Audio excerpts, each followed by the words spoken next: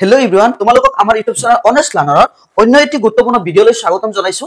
আমি এইখন ভিডিঅৰ জৰিয়তে আলোচনা কৰিম দশম শ্ৰেণীৰ সাধাৰণ গণিতৰ অনুশীলনী 3.3 পাৰ্ট 2 অৰ্থাৎ আমি ইয়াতে আলোচনা কৰিম 2 নম্বৰ প্ৰশ্নৰ পৰা আলোচনা আগবঢ়াম।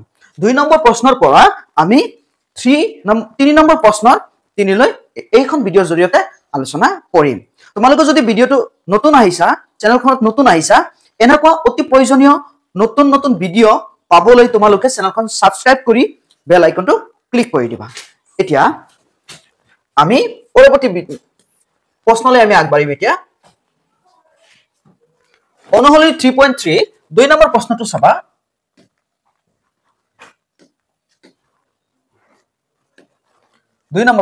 চাবা। Twice x plus 3y equal 11 আৰু thrice x minus 4y equal minus 24 সমাধান কৰা। ইয়াৰ পৰা m ৰ মান উলিয়া যাতে y equal mx plus 3। So ইয়াতে আমাৰ দুটা ৰৈখিক সমীকৰণ দিছে। ইয়াতে আমি কি কৰিম? সমীকৰণটো সমাধান কৰিম। x আৰু y ৰ মান আমি উলিয়াম। উলিওৱাৰ পিছত আমি কি কৰিব লাগিব? ইয়াতে তাতে x আৰু y ৰ মান এই সমীকৰণটো তুমি পাতিব লাগিব। এটো পাতি কিনে x আৰু y ৰ মান তেতিয়া তুমি m ৰ মান উলাব লাগিব। তিনটা মান ইয়াতে এটা হল x y m।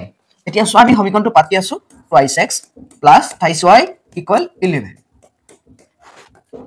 আমি প্ৰতিস্থাপনত যেটো কৰিম, এতিয়া আমি কি কৰিম? twice x প্লাস আছে ইফালে গলে মাইনাস। পূৰণ হৈ আছে ইফালে গলে কি হ'ব? হৰণ।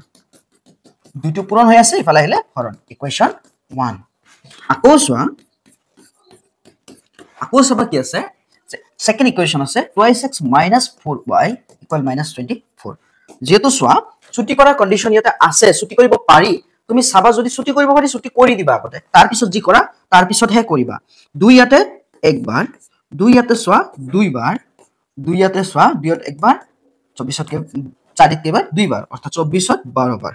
এতিয়া আমি x ৰ মান কি পাইছিলো সোয়া 11 minus 3y by 2। কাৰ মান পাইছিলো? x ৰ মান ক'ত পাইছিলো? ইকুৱেশন 1 ত। এতিয়া minus 2y পাতি দিলো equal minus 12। ফৰ পৰা পাইছো ইকুৱেশন 1 ৰ পৰা।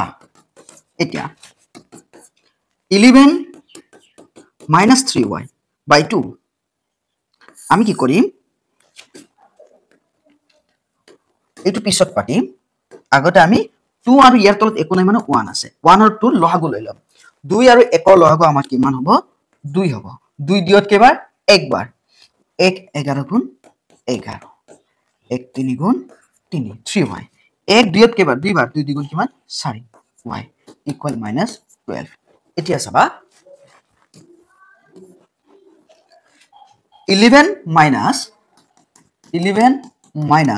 3y ঋণত আছে আৰু 4y ঋণত আছে। ঋণ মানে মাইনাসত আছে। তাহলে আমাৰ কিমান হ'ব? 7y equals দুইটো হৰণ হৈ আছে ইফালে গলে পূৰণ। 12 ৰ লগত পূৰণ হলে 12 2 গুণ 24 মাইনাস লগত আছে। এতিয়া 11 টো প্লাসত আছে ইফালে গলে মাইনাসত। minus 24 minus 11। এতিয়া সোয়া minus 7y আছে, minus 7 টো পূৰণ হৈ আছে ইফালে গলে হৰণ হ'ব। ইয়াতে কনফিউজ নহবা যে মাইনাস টো ইফালে গলে প্লাস এ হ'ব লাগিছিল। সাৰি ইয়াতে মাইনাস টো minus 7 কিয় পাতি দিলে? 7 পাতিব পাৰিছিল। minus 7 একেলগে আছে, সেইকাৰণে আমি minus 7 টো একেলগে আনিছো। এতিয়া মাইনাস হৈ থকা নাই, minus 7 টো পূৰণ হৈ আছে এতিয়া। গতিকে আমি এই minus 7 টো আহি তলত হৰণ কৰি দিছো। তুমি নহলে 7 টো আনিব পাৰা, মাইনাস ইফালে ৰাখি দিব পাৰা, পিছত কাটি দিবা। তোমাৰ সুবিধা মতে কৰিবা। 1 আৰু 4 কিমান হ'ব? 5। 1 আৰু 2 কিমান হ'ব? 3 মাইনাস। দুইটা ঋণত আছে, গতিকে মাইনাসত লিখিছো। দুইফালে মাইনাস কেনসেল বা প্লাস হৈ যাব। 7 35 ত কিবা 5 বাৰ। আমি y ৰ মান কিমান পালো? 5। ইকুৱেশন 1 ইমপ্লাইজ কৰা। এতিয়া ইকুৱেশন 1 ইমপ্লাইজ কৰিলে অৰ্থাৎ ইকুৱেশন 1 ৰ পৰা পাও x equal equation 1 implies x equal পাবা 11 minus 3y by 2। এতিয়া কি কৰিবা? কোৱাচোন? তোমালোকে কমেন্টত কবা। এতিয়া চোৱা কি কৰিম আমি? 11 minus 3 y ৰ মান পাতি দিম। এতিয়া y ৰ মান কিমান পাইছো? 5 by 2। এতিয়া 11 3 5 গুণ কিমান? 15 by 2। এতিয়া 15 পৰা 11 গুচি গলে কিমান থাকিব? 4। 2 4 ত কেইবাৰ? সো minus 4 থাকিব। তো 15 মাইনাসত আছে ডাঙৰ সংখ্যা। minus 4 by 2।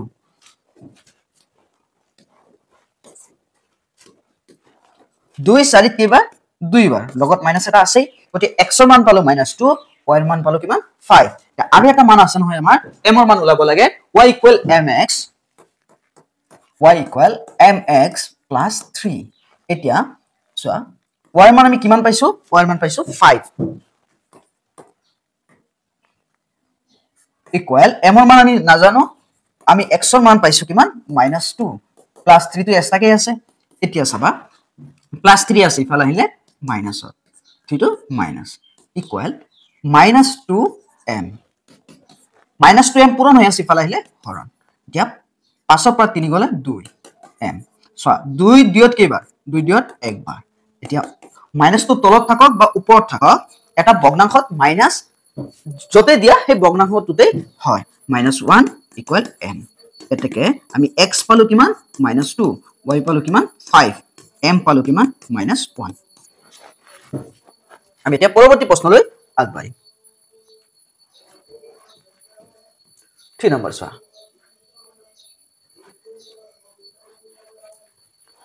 তলৰ সমস্যাবোৰৰ ক্ষেত্ৰত ৰৈখিক সমীকৰণৰ জোৰ গঠন কৰা আৰু প্ৰতিস্থাপন পদ্ধতিৰ হিয়তৰ সমাধান উলিওৱা ৰৈখিক জোৰ গঠন কৰিব লাগে বাক্য দিয়া আছে তুমি সমীকৰণত কনভাৰ্ট কৰিব লাগে কৰাৰ পিছত তুমি কি কৰিবা প্ৰতিস্থাপন পদ্ধতিৰে সমাধান কৰিবা চোৱাচোন কেনেকুৱা আছে কোৱেশ্চনটো যে দুটা সংখ্যাৰ পাৰ্থক্য 26 দুটা সংখ্যাৰ পাৰ্থক্য মানে -26 এটা সংখ্যাৰ আনটোৰ 3 গুণ এটা সংখ্যা আনটোৰ কিমান 3 গুণ হলে সংখ্যা দুটা উলিওৱা এতিয়া আমি সংখ্যা দুটা ধৰি লম লেট এটা সংখ্যা x তেনেহলে আনটো সংখ্যা আমি কি ধৰি লম আনটো সংখ্যা y সময় কমা দি লিখিছো আনটো সংখ্যা তুমি কি কৰিবা তলতো লিখিব পাৰা এতিয়া প্ৰথম শৰ্ত মতে আমি কৰিম যেটো দুটা শৰ্ত আছে ইয়াত প্ৰথম শৰ্ত মতে তোমালোকে নিশ্চয় জানা যে ৰৈখিক সমীকৰণৰ জোৰ দুটা সমীকৰণ হ'ব লাগে ইয়াত আমাক কৈ দিছে যে ৰৈখিক সমীকৰণৰ জোৰ গঠন কৰিব লাগে দুটা সমীকৰণ হ'ব লাগিব দুটা সংখ্যাৰ পাৰ্থক্য 26 x - y ইকুৱেল কিমান 26 মাইনাস আছে y টো হিফালে গলে কি হ'ব প্লাস আমি সমীকৰণৰ পৰা এটা চলকৰ মান পাই গলো প্ৰথম সমীকৰণৰ পৰা আকৌ দ্বিতীয় শৰ্ত মতে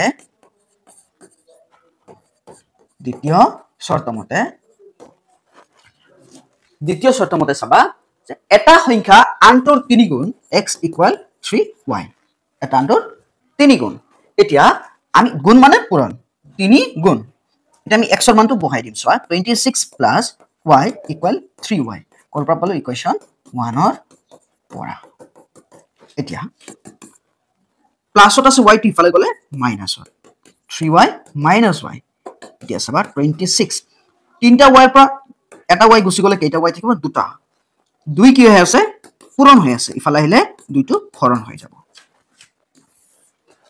দুই দুইত কেইবাৰ একবাৰ 2 ছয়ত কেইবাৰ তিনিবাৰ y ইকুৱেল কিমান পালো 13 অৰ্থাৎ 1 3 13 পালো এতিয়া আমি ইকুৱেশন 1 ইমপ্লাইজ কৰি দিম ইকুৱেশন 1 টো সোয়া x = 26 plus y আছিলে 26 plus y এতিয়া x = 26 plus 13 কেছছোন x = 3 আৰু 6 কিমান হ'ব 9 1 আৰু 2 কিমান হ'ব 3 39 এতেকে x আমি কিমান পালো 39 y আমি কিমান পালো y আমি পাইছো 13 এতিয়া আমি পৰৱৰ্তী প্ৰশ্নলৈ আগবাঢ়িম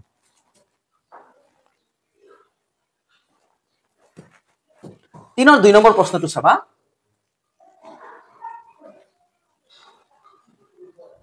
দুটা সম্পূৰক কোণ সাপ্লিমেন্টাৰী কোণ কাক কয় যে দুটা কোণ যোগ কৰিলে যদি 180 হয় তাক সাপ্লিমেন্টাৰী কোণ বুলি কোৱা হয় অৰ্থাৎ দুটা সম্পূৰক কোণ বুলি কোৱা হয় কোণৰ ডাঙৰটো সৰুটোতকৈ 18 ডিগ্ৰী বেছি কোণ দুটা নিৰ্ণয় কৰা এতিয়া আমি ডাঙৰ কোণটো ধৰি লম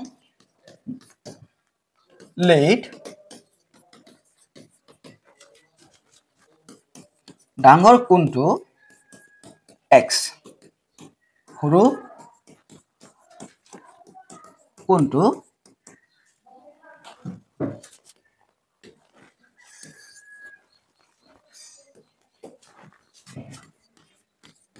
সৰু কোণটো y এতিয়া চাবা যেটো আমি প্ৰথম শৰ্ত লিখিম প্ৰথম শৰ্ত মতে চাবা প্ৰথম শৰ্ত মতে বা প্ৰশ্ন মতে আমাক কি কৈছে সম্পূৰক কোণ x plus y equal 180 degree degree দিছো আমি এতিয়া x মান যদি ৰাখি দিও 180 ডিগ্ৰী মাইনাস y to প্লাসত আছে ইফালে গলে কি হ'ব মাইনাসত হ'ব so x plus y equal 180 degree লিখিছো মানে যে দুটা কোণ যোগ কৰিলে 180 ডিগ্ৰী হলেহে তাক সম্পূৰক কোণ বুলি কয় আৰু 90 ডিগ্ৰী হলে পূৰক কোণ বুলি কোৱা হয় যদি তোমালোকে কনসেপ্টটো ক্লিয়াৰ নাই ডেসক্ৰিপচনত লিংক দি দিম আমি কোণৰ ত্ৰিভুজৰ কনসেপ্টখিনি ধুনিয়াকৈ আলোচনা কৰিছো তোমালোকে চাই লবা টেক কোৱেশ্চন 1 দ্বিতীয় প্ৰশ্ন মতে চাবা দ্বিতীয় প্ৰশ্ন মতে আকৌ দ্বিতীয় প্ৰশ্ন মতে বা দ্বিতীয় শৰ্ত মতে কি কৈছে চোৱা ডাঙৰ কোণটো সৰুটোতকৈ 18 ডিগ্ৰী বেছি এতিয়া চাবা যে আমি যদি ডাঙৰ কোণ হল x সৰু কোণটো হল y এতিয়া ডাঙৰ কোণটো সৰু কোণতকৈ কিমান ডিগ্ৰী বেছি 18 ডিগ্ৰী বেছি বুলি কৈছে অৰ্থাৎ আমি যদি এতিয়া কি কৰো এটো ডিগ্ৰী হয়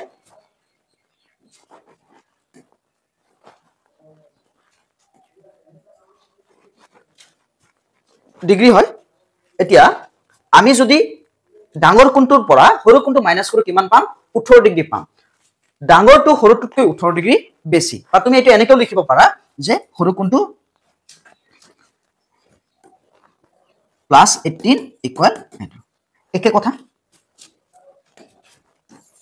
তোমাৰ সুবিধা মতে তুমি লিখিবা যে আমি ডাঙৰটোৰ পৰা সৰুটো মাইনাস কৰি দিছো কিমান পাইছো 18 ডিগ্ৰী তে ডাঙৰ কোণৰ মান আমি পাইছিলো x ৰ মান 180 ডিগ্ৰী - y এতিয়া সমীকৰণৰ এটো 18 ডিগ্ৰী কৰ পৰা পাইছো ইকুৱেশন 1 ৰ পৰা সো একেবাৰে সহজ কেনেকৈ কৰিম -y আৰু -y দুটা y ঋণত আছে 2y -2y 18 ডিগ্ৰী প্লাসত আছে ইফালে আহিলে মাইনাসত 180 ডিগ্ৰী এতিয়া মাইনাসটো পূৰণ হৈ আছে ইফালে গলে হৰণ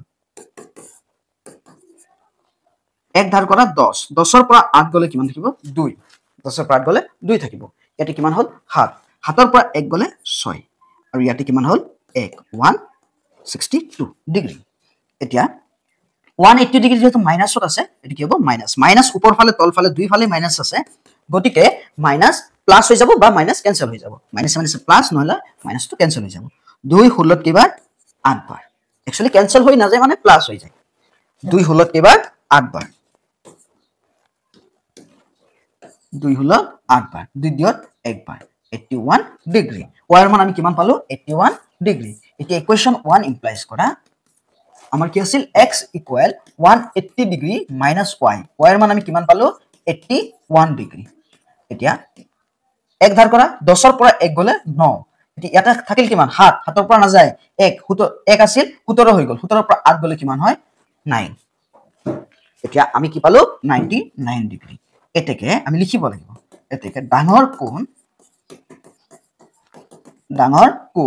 x ইকুৱেল কিমান 99 ডিগ্ৰী সৰু কোণ y ইকুৱেল কিমান 81 ডিগ্ৰী নিশ্চয় বুজি পাইছা আমি পৰৱৰ্তী প্ৰশ্নলৈ আগবাঢ়িম এটা ক্ৰিকেট দলৰ প্ৰশিক্ষকজনে 7খন বেট আৰু 6টা বল কিনে 3800 টকাত পিছত তেও 3খন বেট আৰু 5টা বল কিনে 1750 টকাত প্ৰতিখন বেট আৰু প্ৰতিটো বলৰ দাম ওলোৱা সব বেটৰ দাম আমি এখন বেটৰ দাম লেট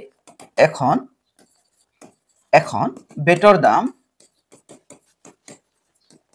x টকা আৰু এটা বলৰ দাম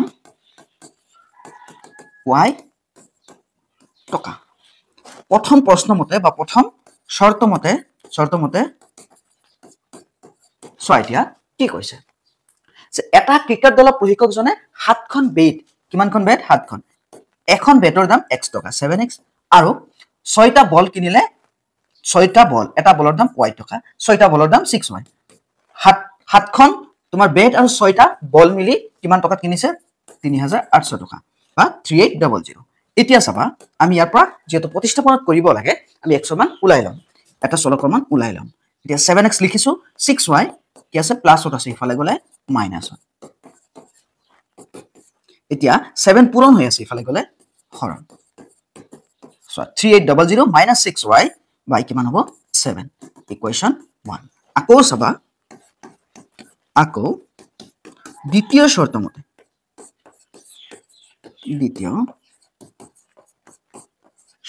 চোৱা কি কৈছে তিনিখন বেট আৰু পাঁচটা বল কিনে তিনিখন বেট এখন বেটৰ দাম x টকা 3x তিনিখনৰ দাম 3x টকা পাঁচটা বল কিনে এটা বলৰ দাম y টকা 5y এতিয়া তিনিটা বল তিনিখন বেট আৰু পাঁচটা বল মিলি আমাৰ কিমান টকা হয় চোৱা 1750 টকা এতিয়া x ৰ মান ইকুৱেশ্যন 1 পাইছিলো নহয় বহাই দিয়া 3800 - 6y by 7 plus 5y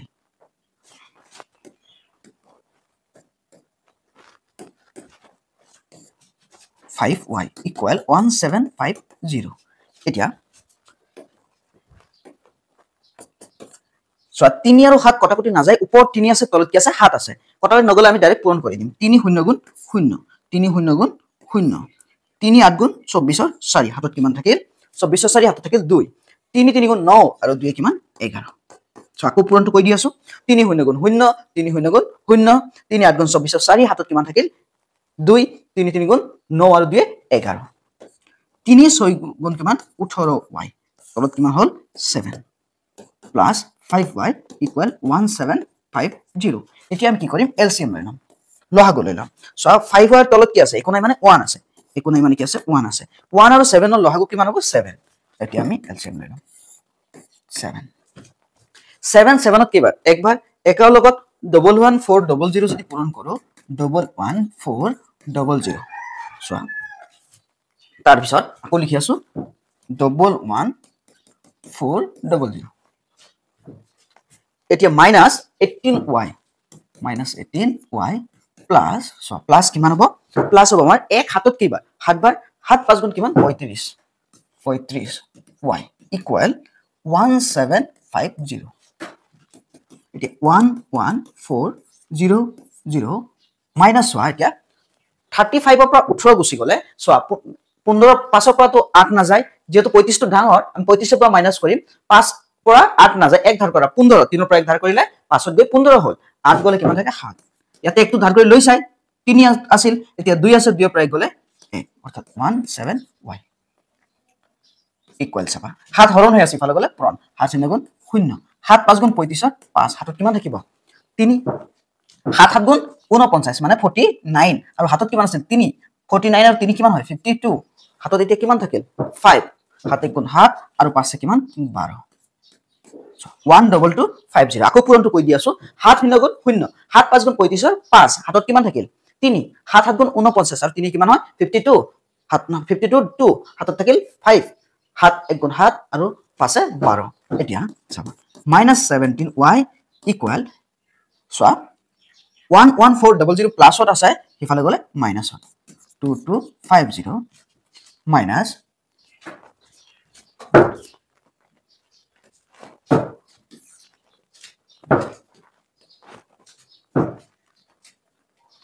সবা 35 ৰ পৰা 17y 18y গুছি গলে এটো প্লাসত থাকে এটো প্লাসত হ'ব মই মাইনাসত দিছিলো 35 টো যেটো প্লাসত আছে গতিকে 17y প্লাসতে হ'ব সন্মুখত লিখিলে প্লাস দিব না লাগে তাৰপিছত সবা 12250 minus 11400 এতিয়া 17 টো পূৰণ হৈ আছে 17 টো কি হৈ আছে পূৰণ হৈ আছে ইফালে গলে কি হ'ব হৰণ হ'ব ইয়াত আমাৰ 400 চোৱা 11400 এতিয়া 17 টো কি হৈছে 17 টো পূৰণ হৈ আছে ইফালে আহিলে হৰণ এতিয়া 0 পৰা 0 গলে 0 5 ৰ পৰা 0 গলে 5 2 ৰ পৰা 4 টো না যায় এক ধাৰ কৰা 12 ৰ পৰা 4 গলে কিমান থাকে 8 এতিয়া ইয়াতে কিমান থাকিল 1 1 পৰা 1 গলে 0 1 পৰা 1 গলে 0 অৰ্থাৎ 12250 ৰ পৰা 11400 মাইনাস কৰিলে আমাৰ কিমান থাকে 850 এ 17 কেইবাৰ যাব চোৱা আমি যদি সাইডত এটো সাইডত নকৰিলে হ'ব সৰু এটা ট্ৰিক্স আছে তোমালোকে নিশ্চয় জানা যে 17 85 ত কেইবাৰ যায় চোৱা 17 85 ত 5 বাৰ যায় 5 7 গুণ 35 5 7 থাকিল 3 5 1 গুণ 5 আৰু 3 কিমান 8 0 গতি 17 85 ত কিমান যায় 5 বাৰ এতিয়া